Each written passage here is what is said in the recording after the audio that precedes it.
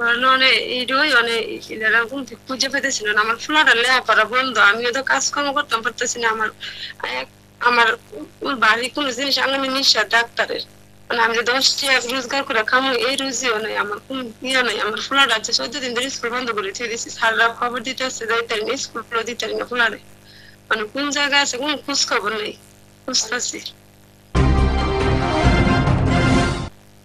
তো দর্শক, আমাদের সমাজে প্রতিনিয়তই অনেক ধরনের ঘটনা আমরা কিন্তু শুনতে থাকি এবং আমরা দেখে থাকি। তো আজকে এমন একটা নারীর কথা আমরা শুনবো, যার জীবনের কিছু স্মৃতিময় কথা, সে নারীর কথা থেকে শুনবো। তো প্রথমে একটু আপনারা নাম বলবেন। আমার নাম হ্যাঁ, মুক্তা।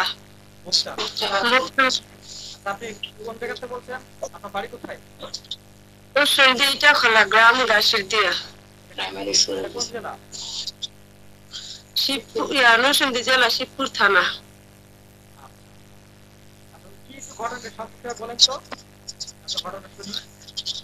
আমার স্বামী ওই সালনের কাজ করতো আর কি একটা একদম আমি থাই বাপের বাড়ি তো 13-14 বছর ধরে আমার একটা ছেলে সন্তান আছে এরকম আগে পরে মনে করে রাগ করে যায় আয়ে পরে কিন্তু এবার কাজ করে ফার্লামের মধ্যে ফার্লামের সাথে একটা মহিলার বাসা আর কি মহিলার জামাই থাকে বিদেশ মালয়েশিয়া এই মহিলা কি করে দেন না কিভাবে ভুলে বেলা হেরে লুয়ে গেছে যা 13 দিন গত মঙ্গলবার আগে মঙ্গলবারে গেছে ঘরতে 40,000 টাকা আর ঘরতে স্বর্ণের জিনিস খেয়ে গেছে গা আমার বাইরটা আমার টেও না আমার বাইরটা আর আমি অসুস্থ আমার 2 বার করে বাল্যকের অপারেশন করছে ডাক্তার আমি গরিব মানুষ দেখে ডাক্তাররা নিজের টেহা দিয়ে হৃদরোগ হাসপাতালতে ঢাকা হৃদরোগ হাসপাতালতে স্যার অপারেশন করে দিচ্ছে মানে আমার একটা ছেলে এটা কতদিন তো আগের কথা বলছেন আপনি? অপারেশনের কথা না, এই যে ঘটনা, এই ঘটনা কতদিন তো আগের কথা এটা? জি গেছে মঙ্গলবার আগে মঙ্গলবার আজকে 13 দিন হচ্ছে 13 দিন চলতেছে তারপর আর কোনো স্যার কোনো খোঁজ খবর নাই পরে আমরা দৌড়াদৌড়ি করছি অনেক জায়গায় খুঁজছি মেয়ের বাসা গেছি ছেলের জায়গায় ছেলের বেদ গেছি সব জায়গায় খুঁজি কোনো পাইনি অনেক খুঁজে গেছে কইতে পারতেছি না বিশ্রাইতেছি খুঁজতেছি আমার একটা সন্তান আছে হ্যাঁ গেলে হরা করা আমার কোন তফিক নেই আজ 13 দিন ধরে স্কুল বন্ধ নিজেরা খাম 10 টাকা ভেঙে এটার কোনো ব্যবস্থা নেই মানুষ আনতে এটা নিয়ে খাই 6 মাস ধরে ওষুধ খাইতে না ডাক্তার 2 মাস পর করে দেওয়ার লাগে ডাক্তারও দেখাতে না ওষুধ খাইতে না মানে কই গিয়ে ফলাইছে আর খুঁজেও পাইতেছি না আপনার স্বামীর ছবি একবার আছে? ফোন খুঁজ আছে সব আছে মেয়ের ছবি আছে আর ওই মেয়ের জামার ছবিও আছে আপনার তারপরে কি ঘটনা? মানে এইটাই মানে এরকম খুঁজে পেতেছিল না আমার ফ্ল্যাটের লেখাপড়া বন্ধ আমিও তো কাজকর্ম করতাম পারতেছি না আমার আমার বাড়ির কোনো জিনিস আনলাম নিঃশ্বাস ডাক্তারের মানে আমি যে 10 টাকা রোজগার করে খামো এই রুজিও নাই আমার কোন ইয়ে নাই আমার ফ্ল্যাট আছে 14 দিন ধরে স্কুল বন্ধ করে ছেড়ে দিচ্ছি স্যাররা খবর দিতে আসছে যাইতে না স্কুল গুলো দিতে না ফ্ল্যাটে মানে কোন জায়গায় আছে কোন খোঁজ খবর নেই বুঝতেছি। এ ব্যাপারে আপনি থানায় কোনো পিটিপিটি করতে থাকি? আমার কাছে টিয়া লেগে দেখে আমি কোন ফি গেছি না কোন মামলা টামলা তো গেছি না টিয়া লেগে দেখে কোন ফি লড়ছিও না খালি এমনি খুঁজতেছি বিচারতেছি জায়গা জায়গা পাইতেছি না মামলা দিলে তো অনেক টিয়া পয়সা লাগবে আমার তো টিয়া লেগে দেখে যাই না মামলা দিতে। মানে আপনার স্বামী থেকে পরকিয়া করে যে ওদের চলে গেল আর কি, এটা কি আপনি আগে জানতেন না? না আমি আগে জানতাম না আপনার সংসার মানে সকালে আপনার সংসার জীবন সকালে দিন আপনার সংসার জীবন কতদিন? সংসার জীবন 13 বছর গেছে 2 বছর পড়ছে 15 বছর আছে না 15 বছর সংসার শুধুমাত্র একটা ছেলেই আছে?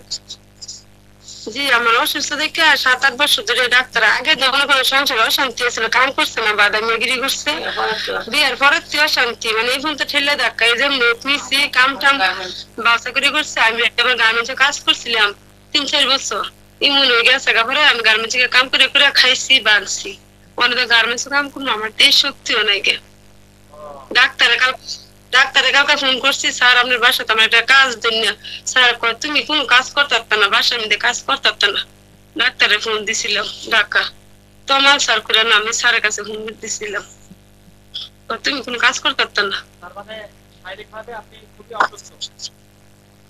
জি 2 বার করে ভালো ফুলাই দিছে, বেলুন ফুলাই দিছে। মানে স্যাররা বলতেছে যে ভালো ফালানোর কথা, ফালাইলে অনেক টাইম লাগে, আবার রিক্সের ব্যাপার, টাইম টু টাইম ওষুধ খাওয়া লাগবে স্যাররা কইছে। অনেকে মনে করেন 2 মাস 3 মাস জাগে ওষুধ খাই না, তখন ওরা বাচ্চা আছে এখানে না খাই, হেসিম ওষুধ না খাইলে একবার না খাইলে বলে বাঁচতাম না। এই কারণে অপারেশন ভালো ফলাই না। 2 বার করে স্যার টিয়া দিয়ে অপারেশন করছি, পরে কিতা গার্মেন্টস এ টিয়া দিলে অপারেশন করছি, পরে কিতা ডাক্তাররা মিল্লা সপ্তাহে মিল্লা অপারেশন করে দিচ্ছে। গরিব দেখে ইমন হয়ে জামে ব্যথা না জাগায় ভিজাগা পালাই থেকে তো কদিন পর হয়ে যাবে, পরে আসি না দিকে ওরা স্যার অপারেশন করে দিচ্ছে টিয়া বসে দিয়ে। আপনার ছেলে একটা মাত্র ছেলে তো কোন ক্লাসে পড়ে? সে ক্লাস 7 পরে। পুরার কথাটা চিন্তা করলাম একবার, 2-3 দিন মোবাইল খুলছে, এবার আমি ফাঁকে দা ফোন দিছি। আমাকে তো আমি অন্য সময় আছে আগর বয়া ঘর ফেরত দিন, কয় বিয়ে করছে কি বউ ফেরত দেওয়ার লাগে, তো বাইক টিয়া নিচ্ছেন কেন করতে, কয় টিয়া নিচ্ছি, টিয়া দিয়ে দিব না, টিয়া দিব টিয়া কে দেওয়ার লেগে নিচ্ছে এটা কয়। পরে মেয়ের আমার কাছে, তো মেয়ের কাছে দাও একটু কথা কয়, মেয়ে কয় এটা লোক কি কথা কইতাম, এটা লোক কি কথা কইতাম, এই নিয়ে এই যে কইয়া কাটছে একদিন ফোন, এই কাটা ওই আর কোন কথা নেই, বন্ধ। ফুলার জমি স্কুলে দিব 10টা টাকা ভাড়া দিয়ে, এটার কোনো ক্ষমতা নেই আমার, বা খাওয়া মুফতের বাইরে এটার ক্ষমতা নেই। তাহলে আপনি এখন বাবার বাড়িতে আছেন নাকি আপনার স্বামীর ওই বাড়িতে আছেন? না, আমাদের স্বামীর বাড়ি নাই, ওই স্বামীর বাড়িতে আজ 12 বছর ধরে আই বসছি, বা স্বামীর বাড়ি আসছিল মাধুতি, পরে হেনের বাড়ি ঘর বেচা লাইছে আমার হরে, বেচা আর শাশুড়ি বেচা ননাসটা ডালাইছি, ননাস নিয়ে বাড়ি ঘর করছে। 12 বছর ধরে জামাইলে বাহার বেথাই পরে এনতে আইয়ে যায় ইমন থাকে না, বন্ধু বেশ জায়গা বাতি জায়গা বেশ জায়গা আইয়ে যায় পরে এইবারে করে 2-3 বছর যেমন তেমন আসিলাম, ইয়ে করে রাখছিলাম, না পরে আজকে 13 দিন ধরে নাই, 13 দিন ধরে কই গেছে খোঁজ খবর নেই। আপনার স্বামী মূলত কি কাজ করে? ফার্লাম টেক্সটাইল কাজ করে, ফার্লাম চালায় টেক্সটাইল মিলির। মিলে? জি টেক্সটাইল মিলে কাজ করতে। টেক্সটাইল মিলে কি কনফেকশনের? না টেক্সটাইল মিলে সাদা কাপড় বিন্যাস যে এগুলো আবার নিত্য।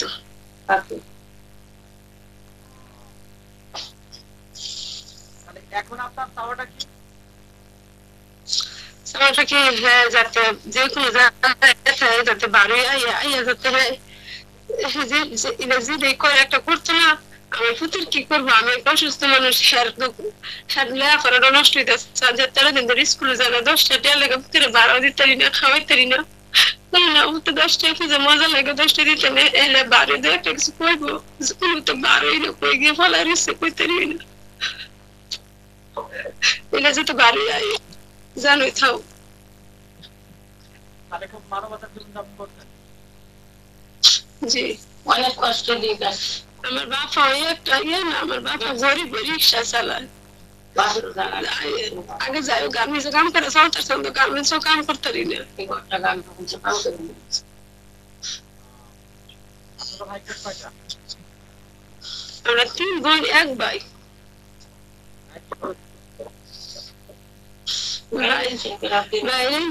একবার ইরাক পাঠাইছি বিদেশ, পরে ধরা খাই আই বসছে, এবার আবার সৌদি পাঠাইছি, ওনো ভাই মাত্র 2 বছর গেছে, ওনো ভাই ঋণ রয়েছে আর 2 লাখ টাকা পাই, 3টা ফলাফল 3টা ফলাফল খরচ আর ওর বাড়িতে টুকটাক দেয়, নিজেও দেয়, চলে মিলে জিলে চলে।